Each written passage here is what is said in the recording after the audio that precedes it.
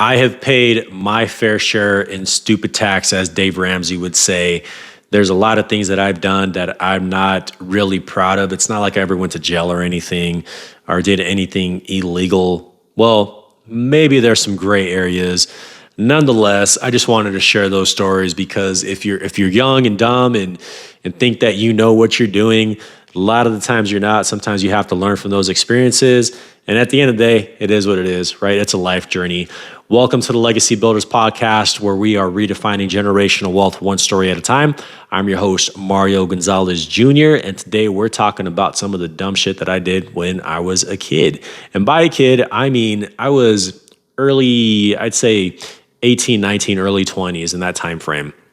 I had met a high school sweetheart back in California. And at this point in my life, I was just ready to move on, right? I'm very independent. I was like, I want to make my own way. And so I moved to Texas for her, knowing that it wasn't going to work out. I just wanted to spread my wings and get out of my house. And so I picked up a job at Office Depot. I had actually transferred from Office Depot, California to Office Depot in Austin, Texas. And I had to pick up another job, and I went to community college and the whole nine, right? So I was freaking busy. I had a 95 Mustang at the time, and this comes into play a little later, but 95 Mustang at the time that would take me from point A to point B, and things were just kind of working. And I ran across a friend, at least I thought he was a friend. I think he's a really good person, but he just mixed in with the wrong people. And he says, "Hey, Mario, I have a brother who owns a car lot. He will give you $2,000 if you just sign some paperwork," right? So it's basically what the deal was is that if I signed, I put my signature on a contract for somebody to buy a car, they were going to make the payments and they just used my good credit at that time. And I was like, really? So I had thought about it, right? I wasn't quick to pull the trigger, but I was broke. I needed money. Ultimately, I ended up doing it.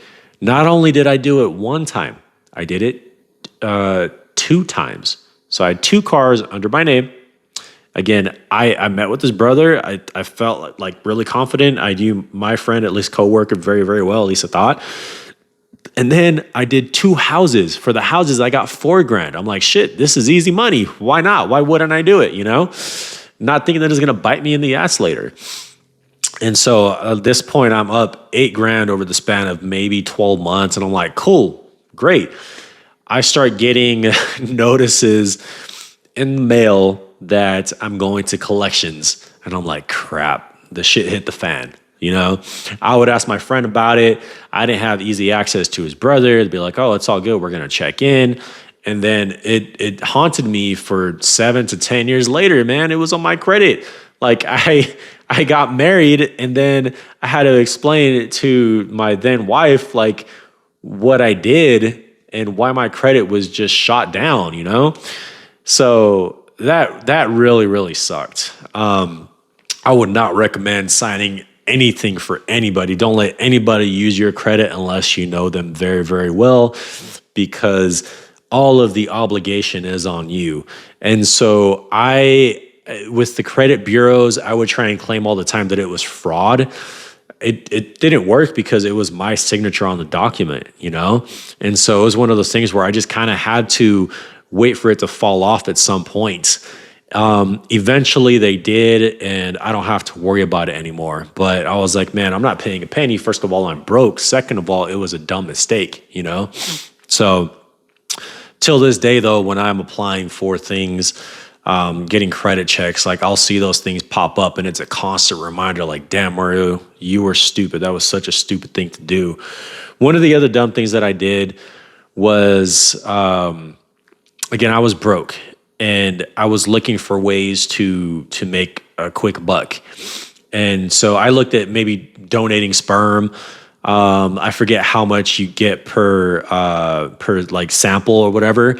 But I was like, nah, for me, the idea of having offspring out there and I couldn't support or see that kid and like ever know that that child exists, or that child knows that I exist, that I'm out there somewhere.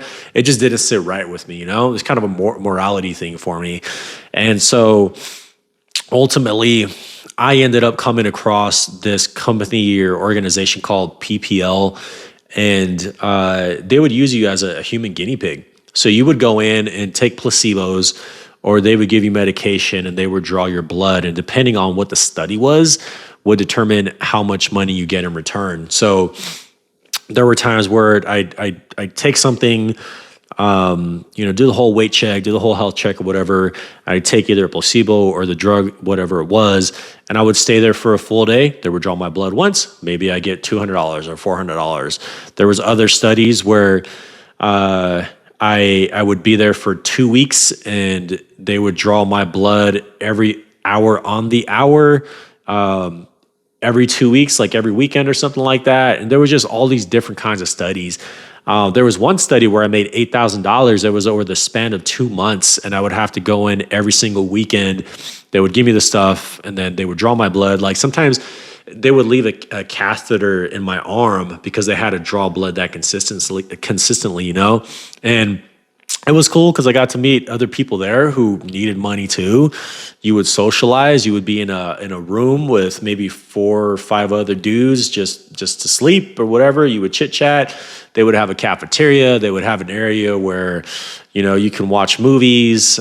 You couldn't be physically active though. I would sneak into the room and like do wall push-ups because there was really nowhere you could do that was out in the open where you could actually work out. So I still try to get it in though. And I made some money.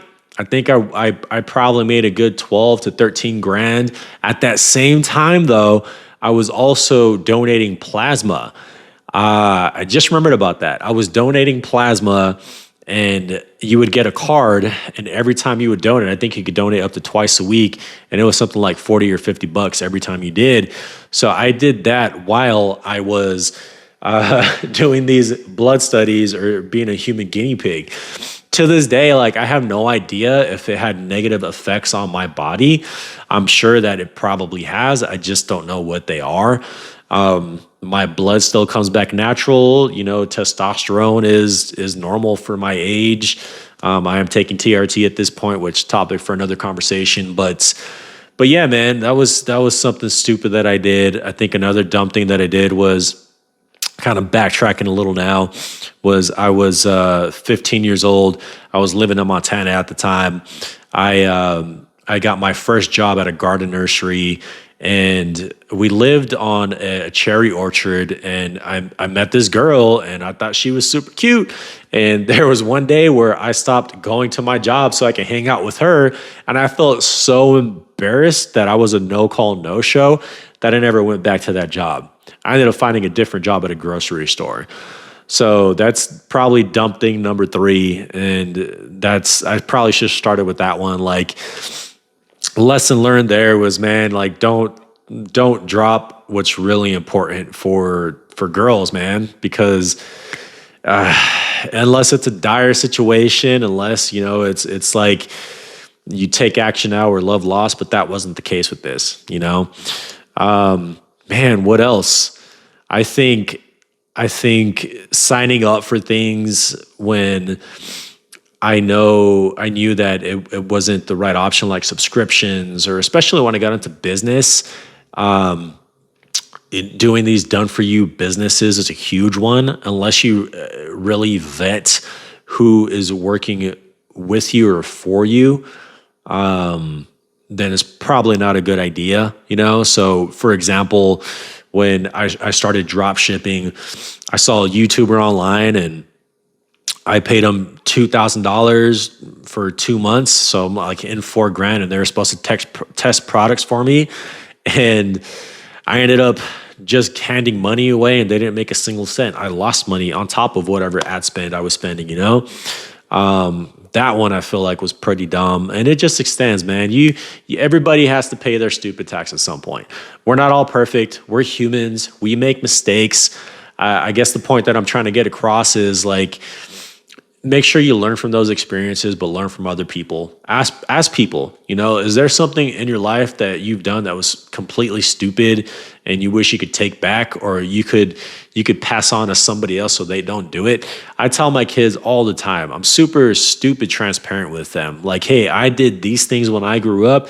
Don't do these things when you grow up, right? Or at least try not to do them. Because at the end of the day, sometimes they can haunt you.